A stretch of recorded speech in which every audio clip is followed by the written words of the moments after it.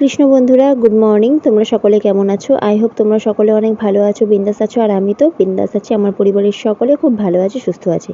সকাল সকাল দীপক বাজার থেকে কিছু সবজি তুলে আনার পর আমাকে বললো একটু পুঁই শাক কেটে দাও। ছটপট করে আমিও ছুরি নিয়ে হাজির হয়ে গেলাম কিছু পুঁই শাক কাটার জন্য। আর আমার পুঁই শাক গাছটা কিন্তু খুব সুন্দর হয়েছে। তোমরা দেখো, তোমাদের দেখে কি মনে হচ্ছে না বলো তো যে গাছে হয়তো সার দিয়েছে? বিশ্বাস করো, কিচ্ছু দিইনি আমি গাছে। গাছ এমনিই হয়েছে। অনেকে দেখে বলছে সার দেওয়া হয়েছে। কোনো সার আমি দিইনি, কারণ সার ছাড়া কোনো সবজির বা কোনো ফল খেতে খুব টেস্টি হয়। আর আমার পুঁই শাকটাও খুব সুন্দর হয়েছে। এই পুঁই শাক নিয়ে কিন্তু আমি অনেক রকম ভিডিও দিই। তোমরা হয়তো অনেকেই বলবে যে কোনো কন্টেন্ট পায় না বলে একই ভিডিও দিচ্ছে। অ্যাকচুয়ালি কথাটা সেটা না। আমি তো ভ্লগিং করি, তো আমি যেটা করি আমি ভ্লগিংয়ের মাধ্যমে সেটাই তুলে ধরি। আর আমি এই গাছটাকে এত পছন্দ করি, তাই বারবার এইটা তোমাদের সাথে শেয়ার করতে যাই যে গাছটা দেখো কত সুন্দর হয়েছে। গাছটার না নজর লেগে যাবে, আমারই নজর লেগে যাবে, কারণ আমি সবসময় বলি সুন্দর হয়েছে। যদি আরও অনেকটা জায়গা পাওয়া যেত না, অনেকটা জায়গা থাকলে কি হতো, গাছটা চারিদিকে ছড়িয়ে ছিটিয়ে আরও ভালোভাবে হতো। অল্প একটু জায়গার মধ্যে তো গাছটা যেন গায়ে গায়ে লেগে যাচ্ছে, গাছটা যেন জরাজীর্ণ হয়ে যাচ্ছে। আর গাছটা আগে অনেক মোটা মোটা ডগা ছিল, এখন তো ডগাগুলো কত সরু সরু হয়ে গেছে। তো চলো বন্ধুরা, আজকে কিন্তু আমি পুঁই শাক রান্না করব না, আর আজকে আমি পুঁই শাক কাউকে দেবো না। পুঁই শাকটা কিন্তু বিক্রি করবে বললো।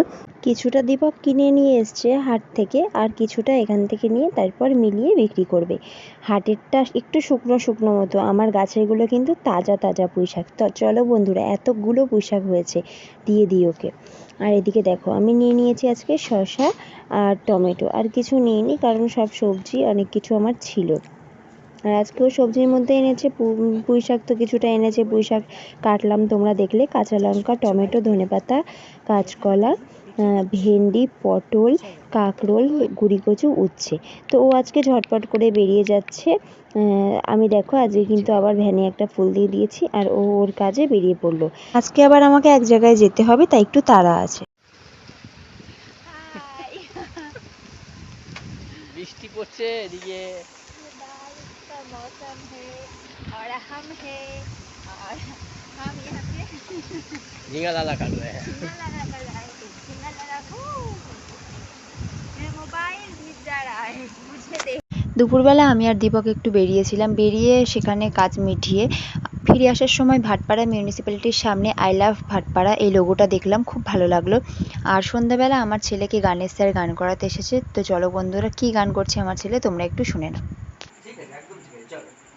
সারে আপনি ফিরে পান মোদের করে রাখেন কেউ কোনো আসতে, মোদের রাজার সামনে মিলব কি সাথে, আমরা সবাই রাজা, আমরা চলবো আপন শেষে তারিখ, আমরা চলবো মতে মিলব, মোরা মরব না, মরব না কেউ বিফলতার বিষম আবর্তে, নইলে মোদের রাজার সঙ্গে মিলব কি সাথে, আমরা সবাই রাজা, আমরা সবাই রাজা, আমাদের